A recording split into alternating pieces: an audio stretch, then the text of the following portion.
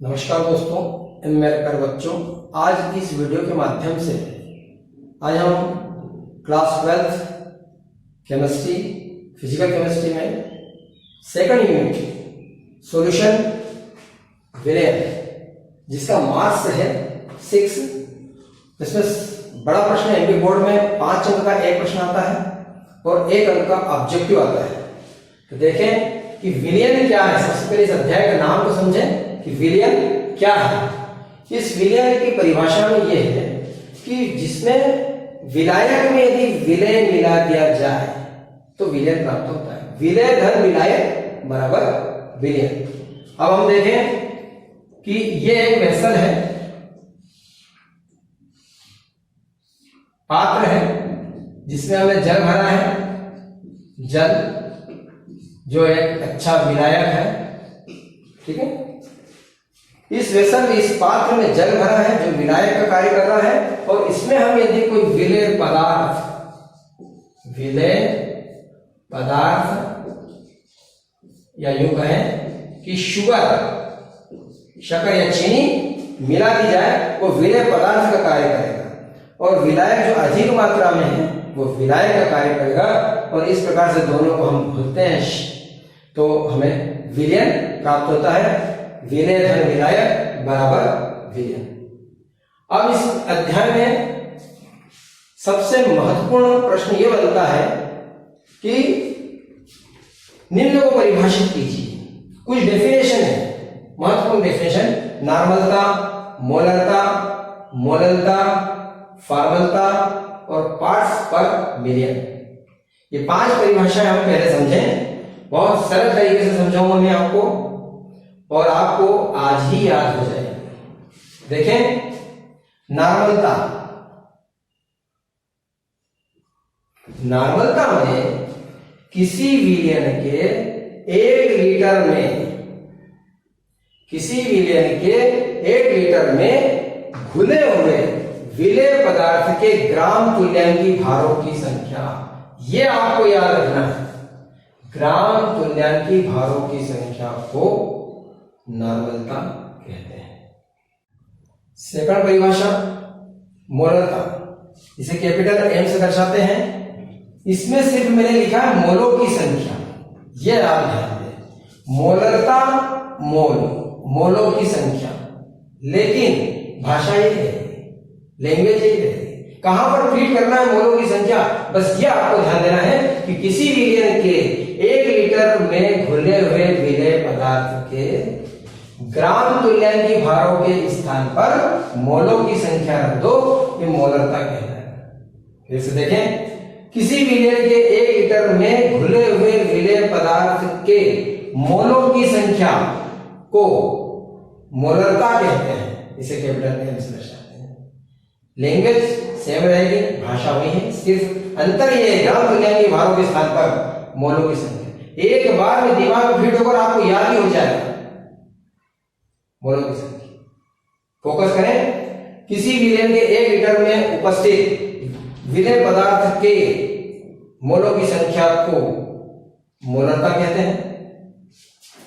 मोललता, molality small M से दर्शाते हैं। इन दोनों में डिफरेंस है, ये ठोस से संबंधित है, ये द्रव से संबंधित है, ये ठोस से संबंधित है। प्रति 1000 ग्राम, यहां से प्रारंभ हो रही परिभाषा, प्रति 1000 ग्राम विलायक में उपस्थित विलेय पदार्थ के मोलों की संख्या को मोललता या मोलेबिलिटी कहते हैं। फिर देखें, प्रति 1000 ग्राम विलायक में उपस्थित विलेय पदार्थ के मोलों की संख्या को मोललता कहते हैं। दोनों में डिफरेंस, यहां पर किसी विलयन के 1 लीटर में उपस्थित विलेय पदार्थ के मोलों की संख्या है, यहां प्रति 1000 ग्राम विलायक में उपस्थित विलेय के मोलों की संख्या है। दोनों में डिफरेंस, यह ठोस से संबंधित है इसलिए प्रति 1000 ग्राम से प्रारंभ हुआ है, यह द्रव से संबंधित है इसलिए विलयन से प्रारंभ हुआ है। तीसरी परिभाषा, ये चौथी परिभाषा देखिए, फॉर्मलता। थोड़ा सा डिफरेंस है, इसकी भाषा और इसकी भाषा सेम है। किसी विलयन के 1 लीटर में घुले हुए विलेय पदार्थ के ग्राम सूत्र द्रव्यमानों की संख्या को फॉर्मलता कहते हैं, फॉर्मेलिटी कहते हैं, इसे कैपिटल एफ से दर्शाते हैं। फिर से देखिए बेटा, नॉर्मलता में ग्राम तुल्यांक के भारों की संख्या, मोलरता में मोलों की संख्या, मोलरता में मोलों की संख्या है, लेकिन प्रति 1000 ग्राम विलायक, ध्यान से प्रारंभ करना है, प्रति 1000 ग्राम विलायक में उपस्थित विलेय पदार्थों के मोलों की संख्या को मोलालिटी कहते हैं, मोलरता कहते हैं। और फॉर्मलता में किसी विलयन के 1 लीटर में उपस्थित विलेय पदार्थ के ग्राम सूत्र द्रव्यमानों की संख्या, फोकस करो, ग्राम सूत्र द्रव्यमानों की संख्या को फॉर्मलता कहते हैं, इसे कैपिटल एफ से दर्शाते हैं। पांचवी परिभाषा पार्ट्स पर मिलियन, पीपीएम, विलयन की पीपीएम सांद्रता, पार्ट्स पर मिलियन, पार्ट्स पर मिलियन यानी क्या, मिलियन लाख से संबंधित है, लाख। तो हम ये किसी विलयन के 10 lakh 10 to the power 6, 10 lakh भाग में विलय के भागों की संख्या को विलयन की पीपीएम सांद्रता कहते हैं। ये पीपीएम सांद्रता होगी। फिर से एक बार रिवीजन कर दूं, सिर्फ फोकस करना है आपको याद रखने के लिए कि नॉर्मलता में क्या आएगा, ग्राम तुल्यांक के भारों की संख्या, मोलरता में आएगा मोलों की संख्या, मोललता मोलेलिटी में प्रति 1000 ग्राम विलायक में उपस्थित, उसमें भी आएगा मोलों की संख्या, लेकिन आगे प्रति 1000 ग्राम विलायक में उपस्थित। और फॉर्मलता में ग्राम सूत्र द्रव्यमानों की संख्या को फॉर्मलता कहते हैं। और पीपीएम में किसी विलयन के 10 लाख, ये आपको याद रखना, 10 लाख 10 to the power 6 भाग में विलय के भागों की संख्या को पीपीएम सांद्रता कहते हैं। छठी परिभाषा है परासरण, उसके बाद है परासरण दाब। परासरण को पहले देखें, ऑस्मोसिस कि तनु विलयन और सांद्र विलयन, 2 प्रकार के विलयन होते हैं, तनु विलयन और सांद्र विलयन। तो तनु विलयन में विलेय पदार्थ की मात्रा बहुत कम होती है, वो तनु विलयन कहलाता है। सांद्र विलयन में तनु विलयन की अपेक्षा विलेय पदार्थ की मात्रा थोड़ी अधिक होती है, उसे सांद्र विलयन कहते हैं। आप समझे इसको कि तनु विलयन में से विलायक के अणु सांद्र विलयन की ओर, तनु विलयन में से विलायक के अणु, ये सब अणु है, विलायक के अणु, विलायक के अणु सांद्र विलयन की ओर एक अर्ध पारगम्य झिल्ली में से होकर गमन करते हैं, परासरण की क्रिया कहलाती है। अब इसे इस चित्र के माध्यम से समझें। बीच में हमने लाल कलर की लगाई है अर्ध पारगम्य झिल्ली। अगले प्रयोग जो आएंगे बर्गलर हाइड्रोलिक, उसमें बताऊंगा कि अर्ध पारगम्य झिल्ली क्या होती है। तनु विलयन में से विलायक के अणु अर्ध पारगम्य झिल्ली के माध्यम से सांद्र विलयन की ओर गमन करते हैं, इस क्रिया को परासरण की क्रिया कहते हैं। 7th डेफिनेशन, परासरण दाब। परासरण दाब वह द्रव स्थितिक दाब है, ध्यान दें, वह द्रव स्थितिक दाब है जो अर्ध पारगम्य झिल्ली द्वारा किसी विलयन को विलायक से पृथक रखने पर उत्पन्न होता है। परासरण दाब वह द्रव स्थितिक दाब है जो क्या कार्य कर रहा है, अर्ध पारगम्य झिल्ली द्वारा किसी विलयन को विलायक से पृथक रखने पर उत्पन्न होता है। एक डेफिनेशन। दूसरी, अथवा करके मैंने बताइए कि यह विलयन पर लगाया गया वह न्यूनतम दाब है। परासरण दाब किसी विलयन पर लगाया गया, बाहर से लगाया गया वह न्यूनतम दाब है, वह न्यूनतम दाब है जो विलयन के वाष्प दाब को बढ़ाकर विलायक के वाष्प दाब के बराबर कर देता है।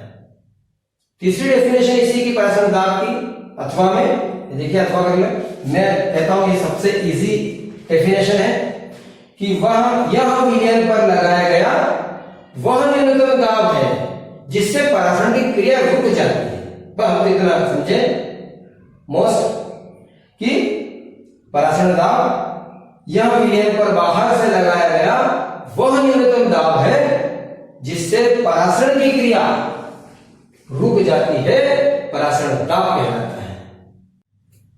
परासरण दाब ज्ञात करने की बर्कले-हार्टले विधि में जो मुख्य थ्योरी सिद्धांत है वो परासरण दाब की परिभाषा है।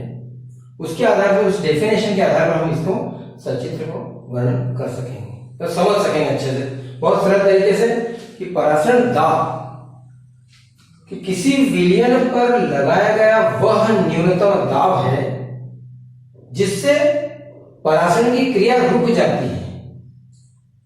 परासरण की क्रिया मैंने पहले आपको समझा चुका हूं कि तनु विलयन के अणु साग्र विलयन की ओर अर्धपारगम्य झिल्ली के माध्यम से गमन करते हैं, उसे परासरण की क्रिया कहते हैं। और परासरण की क्रिया को रोकने के लिए बाहर से लगाया गया वह न्यूनतम दाब जिससे परासरण की क्रिया रुक जाती है उसे परासरण दाब कहते हैं। उस परासरण दाब को हम इस विधि के द्वारा, हम बर्कले-हार्टले विधि के द्वारा समझते हैं कि इस विधि में दो समकेंद्रित नलियां होती है।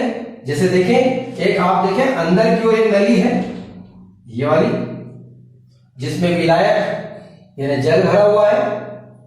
इस नली को उसके बाहर की ओर एक दूसरी नली है जिसमें हम फिक्स कर देते हैं। ये बाहर की नली है जिसमें देखिए हमने विलयन लिया, बाहर की नली में वह विलयन लेते हैं जिसका हमें परासरण दाब ज्ञात करना होता है।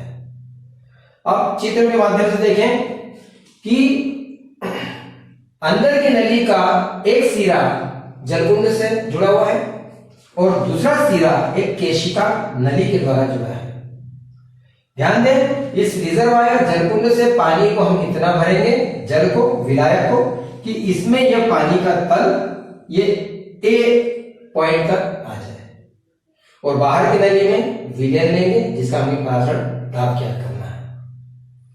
अब परासरण की क्रिया होगी, अर्थात विलायक के अणु यानी इस जल के तनु विलयन, विलायक के अणु, ये जो अणु बने हैं, ये विलायक के अणु इस अर्धपारगम्य झिल्ली, यह अर्धपारगम्य झिल्ली, और यह अर्धपारगम्य झिल्ली कॉपर फेरोसाइनाइड की बनी होती है, Cu2 FeCN6 कॉपर फेरोसाइनाइड की बनी होती है। यह कॉपर फेरोसाइनाइड की झिल्ली के माध्यम से विलायक के अणु विलयन की ओर परासरित होते हैं, गमन करते हैं, जिससे क्या होगा, यहाँ का अणु कम होंगे, यहाँ का विलयन का लेवल कम होगा। तो देखिए इस केशिका नली से ए पॉइंट से बी पॉइंट पर आ जाएगा। ये परासरण की क्रिया हो रही है क्योंकि अंदर के अणु बाहर की ओर परासरित हो रहे हैं, तो ये लेवल ए से बी पर आएगा। अब हम इस पूरी चित्र में देखें, एक पिस्टन के माध्यम से, इस पिस्टन के माध्यम से हम वह न्यूनतम दाब लगाते हैं जिससे यह परासरण की क्रिया रुक जाती है। परासरण की क्रिया होना रुकेगी तो ये ए पॉइंट से जो बी पॉइंट पर आया था, ये पानी कम होगा तो ए पॉइंट से बी पर पॉइंट पर आ जाएगा। तो बी पॉइंट का जब परासरण क्रिया रुकेगी तो ये विलयन के अणु जो इधर गए थे वापस इसमें आएंगे और ये लेवल वापस ए स्थान पर, ए लेवल पर आ जाएगा। ये जो हमने न्यूनतम बाहर से लगाया गया दाब है उसे हम दाब मापक यंत्र के द्वारा हम नोट कर लेते हैं, यही परासरण दाब कहलाता है।